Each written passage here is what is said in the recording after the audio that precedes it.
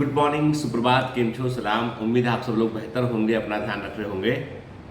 कल भारत के लिए एक बहुत बड़ा क्षण था जब जो है चंद्रयान 3 जो है वो लैंड किया उसमें मून पर। मैंने देखा शाम के समय जब 6 बजकर 5 मिनट या 7 मिनट पर जो है वो चंद्रमा के साउथ पोल पर सॉफ्ट लैंडिंग करने वाला इंडिया दुनिया का पहला देश बन गया।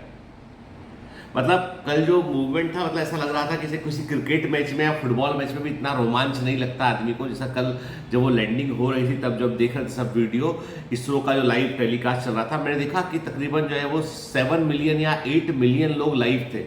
8 मिलियन लोग लाइव थे जो चंद्रयान की सॉफ्ट लैंडिंग को जो है वो देख रहे थे।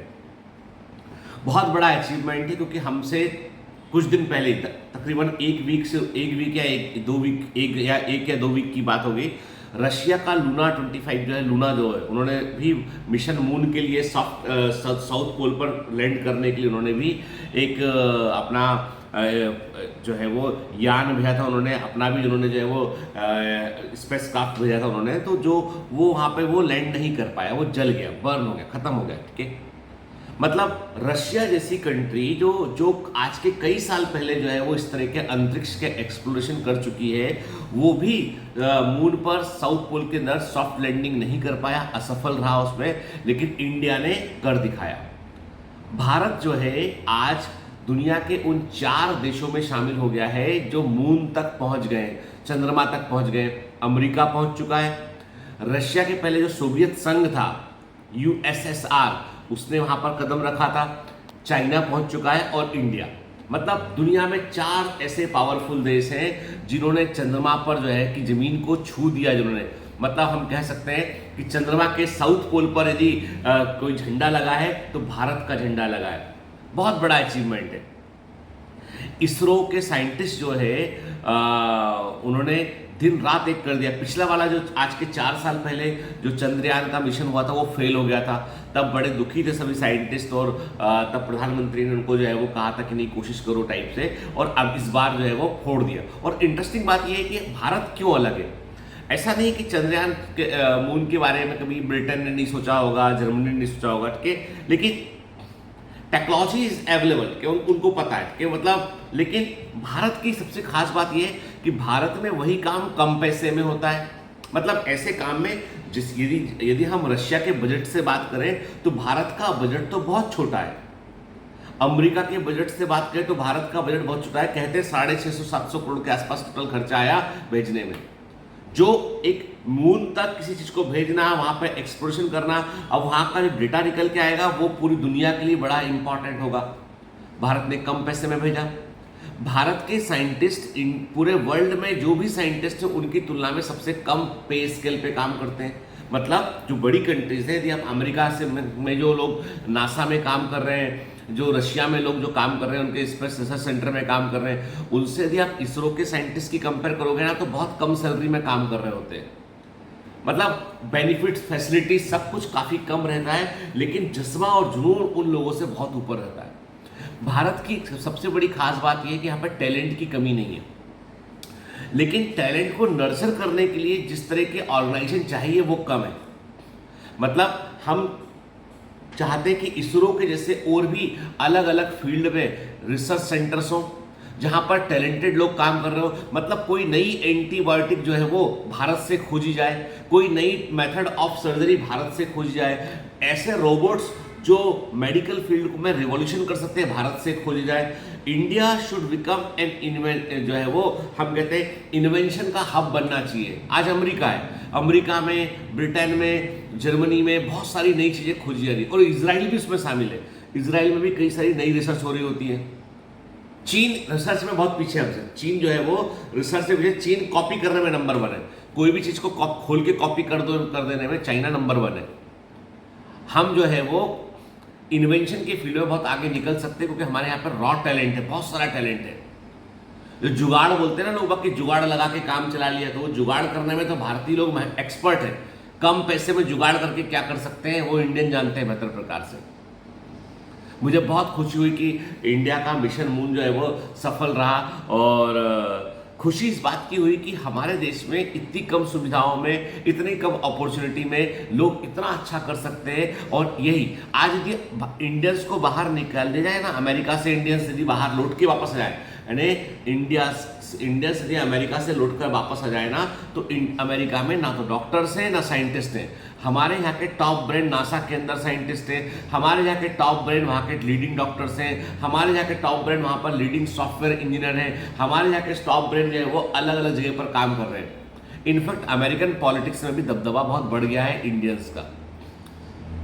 ऐसे ही नहीं बोलते मेरा भारत महान है के। हाँ, अब क्या है कि भारत के भी दो पक्ष हैं। एक तो पक्ष कल देखा हम लोगों ने मिशन मून के दौरान कि कितना बड़ा इसरो ने, वहाँ पे इसरो में जितने लोग काम कर रहे हैं, कभी उन्होंने आपस में ना तो डिस्कस किया होगा जाति के बारे में, ना उन्होंने रिलीजन के बारे में। उनका सिर्फ एक ही धर्म था, विज्ञान। उनका सिर्फ एक ही धर्म है, विज्ञान, साइंस। देश और साइंस सबसे बड़ी प्रायोरिटी पर रखा गया इसरो के अंदर। लेकिन जब आम आदमी तक बात आती है ना, तो आम आदमी अभी भी धर्म के आधार पर, जाति के आधार पर, जेंडर के आधार पर बटा हुआ है। तो ये चीज ठीक नहीं है। यानी हम एक तरफ तो मिशन मून की कामयाबी का जश्न मनाते हैं और एक तरफ हम जो है वो रिलीजियस कास्टिज्म के आधार पर भेदभाव वाली पॉलिटिक्स को बढ़ावा देते हैं। मैं कहता हूं राजनीति से पॉलिटिक्स से यदि जो है कास्टिज्म को निकाल दिया जाए और रिलीजन को निकाल दिया जाए, और उसके बाद पॉलिटिशियन के काम के आधार पर वोट हो। मालूम है आज वोट किस आधार पर डलते हैं? आज वोट डलते हैं पोलराइजेशन के आधार पर। कितने लोग कहाँ पोलराइज हो, सब पार्टी की बात कर रहा हूं मैं। आज लोग वोट डालते हैं पोलराइजेशन के आधार पर, कास्टिज्म के आधार पर, अगड़े पिछड़े के आधार पर, रिजर्वेशन के आधार पर, धर्म के आधार पर। ऐसे लोग वोट डालते हैं।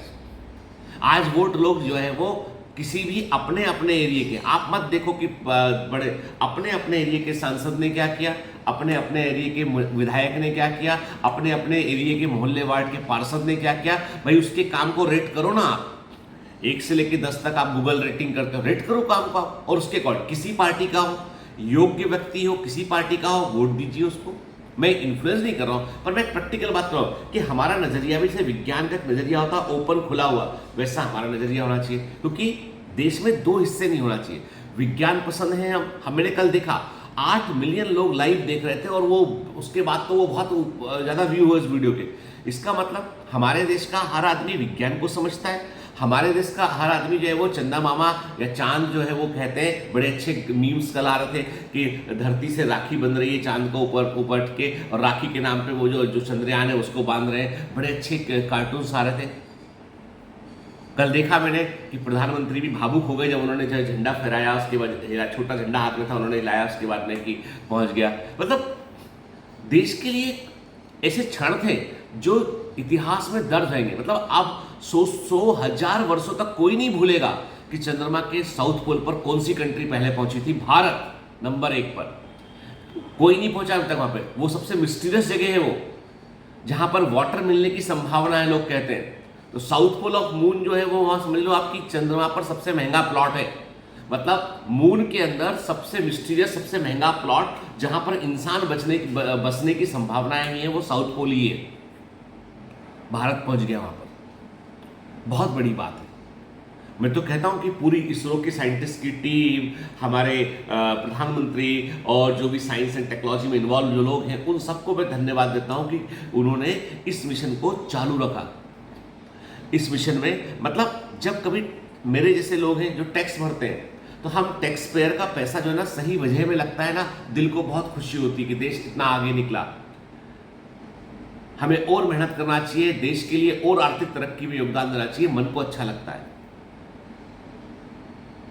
लेकिन जब हम देखते हैं एक तरफ की लोग मतभेद और मनभेद में घूम रहे हैं, तो दिल को बुरा लगता है। तो मैं वही बोलूंगा कि विज्ञान पसंद बनिए, तरक्की पसंद बनिए। जब कितना अच्छा लगा ना कल का मूवमेंट देख के, लगा कि कुछ हमने हासिल कर लिया है। मतलब ये जो इंडिया पाकिस्तान का मैच होता है या कोई फुटबॉल मैच होता है, उससे ज़्यादा कई गुना खुशी मिली इसमें देख के। अपने खुद के पर्सनल अचीवमेंट से ज़्यादा खुशी मिलती है देश के अचीवमेंट पर। बोलने को तो है हमारा देश सबसे पहले मून के साउथ पोल पर पहुंचा, गर्व वाली बात है। सेलिब्रेट कीजिए इस चीज को। अब एक बात मैं आपको बताता हूं, क्या होता है कि कई बार यदि चंद्रयान इसके पहले वाले 4 साल पहले के चंद्रयान के मिशन को देखोगे, वो फेल हो गया था, सारे लोगों का मन छोटा हो गया, लेकिन प्रयास जारी रखे और हम नंबर 1 बन गए वहां पर पहुंचने वाले। अब आप सोचिए क्या लेसन सिखाया इस पूरी कहानी ने। कुछ भी हो जाए, कोई भी हार फाइनल नहीं होती जब तक कि तुम लड़ना मत छोड़ दो। कोई भी हार फाइनल नहीं होती जब तक कि तुम लड़ना बंद ना कर दो। यदि तुम फाइट कर रहे हो, कम बैक करोगे एक दिन और टॉपर बन जाओ एक दिन। देखो भारत टॉपर बना कि नहीं बना, है ना। देश सिखाता है हमको लेसन बहुत सारे। चलिए, have a great day, all the best, bye bye.